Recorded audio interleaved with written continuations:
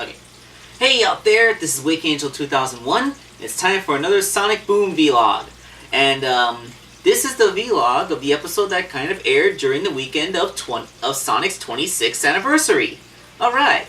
I didn't actually make a custom or draw anything for the 26th anniversary because I'm a 31-year-old man and I'm very busy, but you know, it's all good to see that other people have been posting fan art of it, so I don't have to. Now, this episode's a couple of days late because I still haven't had a chance to replace the tape for my VCR because VHS tapes are freaking impossible to find these days, and it didn't come on demand yet, and I had to go plumbing into increasingly disreputable video streaming websites to find an episode of it hosted online. So, I finally saw it. It's Amy and Styx's Excellent Staycation. And this episode basically takes place at the same time as Sonic is having his little road trip with his friends. So Amy and Styx see Sonic and friends off at the beginning of the episode, and they have to decide what they're going to do with themselves. First, Styx says that they should get some bayonets. like sharpening bayonets, polishing bayonets. We don't have bayonets. Buying bayonets. She says that since their team is down by 3, if Eggman attacks, they won't be as able to protect the village, so they're going to have to arm themselves. Amy comes up with a cunning plan. She takes a life-size Sonic doll, which she has from her house for completely legitimate and non-creepy reasons, and nails it to a stick sticking out of the ground, so to be a distraction. And, well, this part of the episode is basically the Tar Baby. I'm not sure... The Tar Baby. I remember when I was a kid, I read a children's book, which was a Disney adaptation. I think it was a children's book based off of a Disney movie called The Tar Baby, basically where somebody makes a decoy out of tar, and this guy walks down the street and tries to talk to it, and when it doesn't respond to him, he thinks he's being a wise guy, so he punches it, and since it's made of tar, he gets all stuck in it. I mean, I was a little kid when I read this book. I think it might have had something to do with Song of the South, which is kind of a controversial Disney movie because of old-fashioned 50s racism, I think. But that's neither here nor there. The point is that Dr. Eggman sees the dummy, thinks it's Sonic, and spends half the episode trying to come up with a way to sneak up on the thing. So let's just go to what Eggman did. First, he tries to get Cubot Norbot to put on a paper Tails mask, and try to distract him while he sneaks up from behind. But a strong breeze blows it around so that it faces him, and he runs away screaming like a little girl. And then at one point he calls forth an entire giant army to attack it. And I should make a note that all of the Mantis bots throw their little scythe blades at him, and they bounce off. It's the missiles that blow the doll up. But what the heck did Amy make that thing out of that it deflects freaking throwing knives? So Dr. Eggman thinks that he's won. He prepared a speech. He opens it up, and here I stand with a head full of hair. Ooh, how long ago did I write this? And that's when he notices that the doll is still on the ground. It's been torn in half by the explosion. So he's pissed off at Sonic for his multi-layered, ingenious, labyrinthian, he's upset that Sonic used such ingenious means to trick him. And I think it's either Cubot or Orbot that's about to say that it wasn't really that elaborate plan to distract me. It was a doll. It actually looked kind of like Tails' doll, except it was Sonic. I'm sure that if I didn't make that reference, a lot of people in the studio would be like, "Hey, they made a Tails doll reference. Tails doll reference. Tails doll reference." So yeah, Tails doll reference. All right, so what's that? So that didn't all happen at one time. That was spread out in little bits throughout the episode. Meanwhile, Amy and Styx are trying to find ways to have their leisure time on a girls' weekend. Styx wants to throw balls of mud at cans, but Amy can't take it because, as she tries to pick up a clump of mud, and it falls onto her shirt, like, ugh. So she tries to get Styx to do things that's more her cup of tea. A cup of tea. And then Styx is like, what? Why'd you say that? Like, oh, to complete the thought from before. You said that like an hour ago. Yeah, I mean, she would have suggested going for a cup of tea, then it would have gone back to her house, she would have got the water out, she would have prepared it, she would have made the tea, she would have set up the service, she would have served them, she would have given it. Yeah, time passes when you have these wipes. And she says, well, you know, just pretend that what we did back then was a connecting moment to now. And Styx is like, you can see them too? I thought I was the only one. And then she looks really hard directly into the camera. So Styx is just full on like a Deadpool Pinkie Pie type character now that just blatantly breaks the fourth wall. Not like a soft fourth wall break like what Amy did with the connecting thought thing, but she's just full on I can see the audience and I don't like that guy over there is masturbating kind of fourth wall breaker.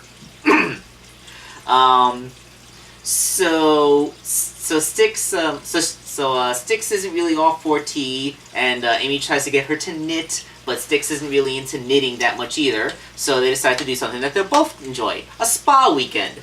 Amy is getting a massage, while Styx is lying neck deep in a mud bath. And she's like, wait a minute, if I went into the jungle and rolled around in the mud, I'd be a savage, but if I paid $40 for it, I'm civilized? Yep, that's how it works. That's for me. So she just goes back to relaxing in the mud bath. Okay, so when she's in the spa, they make mention that Sonic and his friends aren't in town, and who's there to overhear that but Belinda. Belinda is the goat wife. She is the wife of that guy whose name I keep forgetting. I'm just gonna call him Greg. He the guy with the mech suit that he excavated. So Belinda runs up to her husband and she says that Sonic is out and the town is theirs and they can do whatever they want. But he says that he's busy doing his job because, you know, he's an archaeologist. He's excavating. He's doing his day job. So she gets pissed off and she says that my mother was right. You are too passive. Huh. Well, she's not going to get a holiday card this year. Oh yes, she is. Yes, dear. So Eggman, being all angry. Okay, now we connect back to the Eggman thing. He's in the town, he's flipping tables, he's stomping around, he's throwing a freaking man tantrum because he thinks Sonic tricked him so thoroughly and left him to fight a doll all day. When Amy and Styx get out of the spa. Oh, you know, by the way, they show Amy buttoning up, implying that she was undressed for the massage, which, you know, it's a thing you do. You're undressed when you're taking a massage. But Styx climbs out of the mud bath wearing all of her clothes. First of all, I have no idea of where she got some kind of super stain-resistant Teflon wardrobe in the jungle. But come on, Styx, who taught you how to take a mud bath? Rouge the Bat? Reference to the episode of Sonic X where Rouge was taking a bubble bath in her clothes because women bathing is sexy, but kids anime, they can't take off their clothes. But then, what I'm trying to get at is, why was Styx wearing her clothes in the mud bath, but Amy got undressed for the massage? Like, these two things shouldn't, like either both are wearing clothes or one. Like, why is this bothering me so much? It's such a small little thing compared to everything else. But, you know, that just kind of gets me, you know? Like, us detail-oriented folks, we see a contradiction, like, right next to each other, and, like it just, like, yeah.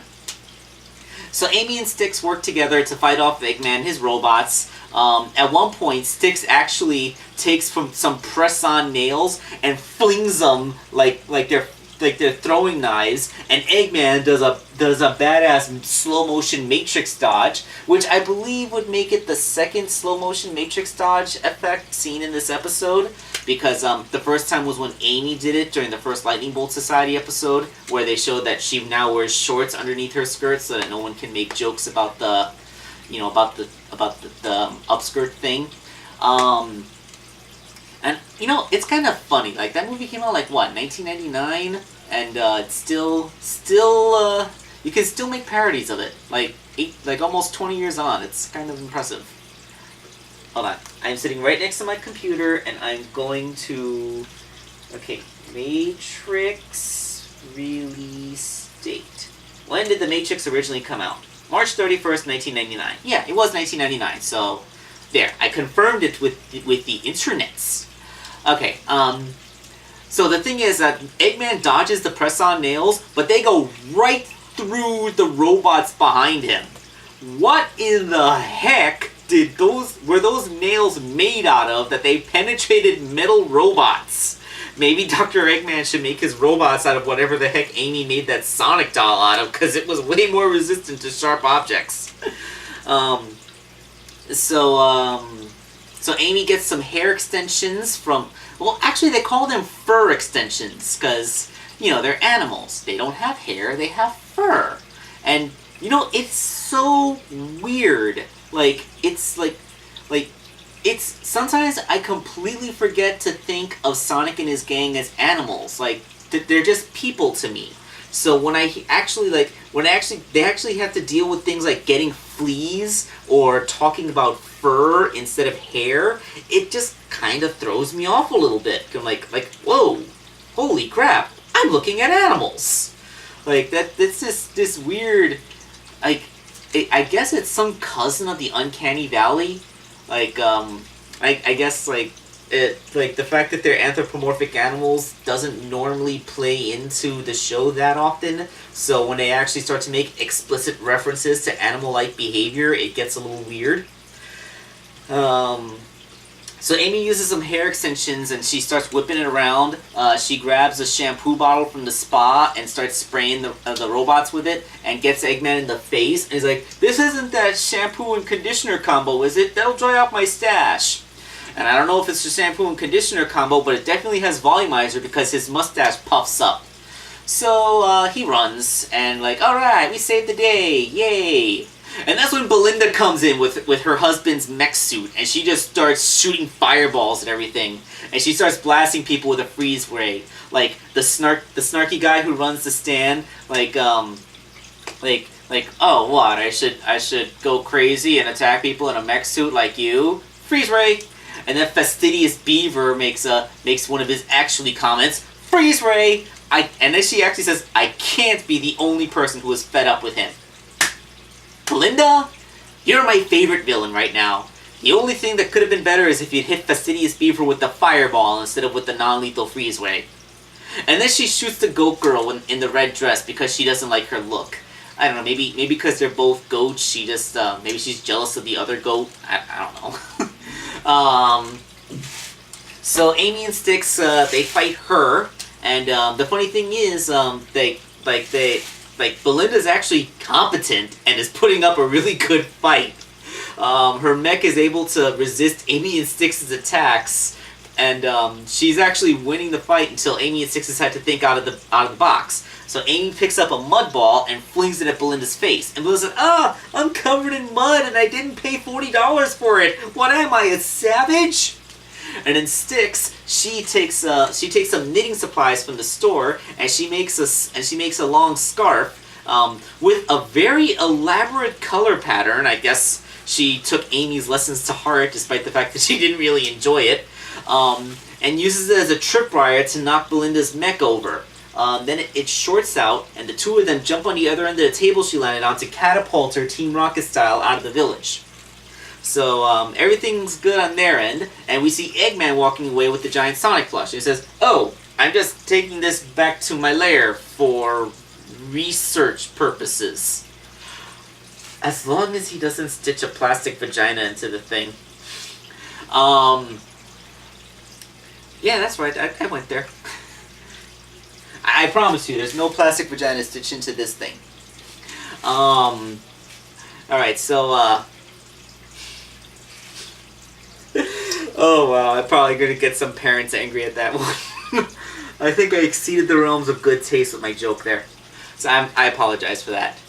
So the episode actually ends with Belinda returning home to her husband, about ready to take out her anger on him. When it's revealed that the reason he didn't go with her to attack the village was because he was busy excavating her anniversary present. Hey, an anniversary present on the episode that airs the weekend of Sonic's 26th anniversary. Maybe. Hey, this could have totally been a planned thing. Like, there was hey, this episode's going to air on Sonic's 26th anniversary. Let's put a reference to an anniversary in there. Yeah, that's one of the nicest references since the episode 40 was titled Tails' Crush. So it turns out that what he excavated from the cave was another piece of ancient technology, a flight pack that shoots lasers. So the episode ends with Belinda declaring them to be Hedgehog Village's newest power couple. Power couple. And, I got nothing else this episode. Yeah, this episode was good. Now, I know this, I went a little bit off the rails, the references to the Tar Baby, and the fact that there's people doing very untoward things with dolls in this episode, but that's just how I roll. I'm a guy who makes these kinds of dirty jokes, and you guys sat here and watched it. Alright, so, it's June 28th, so there's still a couple days left. If you want to donate to my Patreon, you still can. Remember, for the $10 patrons who get a chance to be in the raffle, and yes, it's actually the dead of night, that's why it's so dark outside of my lamp space. You can still get a chance to win my Shovel Knight custom. So if you want my Shovel Knight figure, $10 will give you a chance to win. There's still only 2 entries, so, you still got some pretty good odds. This is Wake Angel 2001, and we're signing off.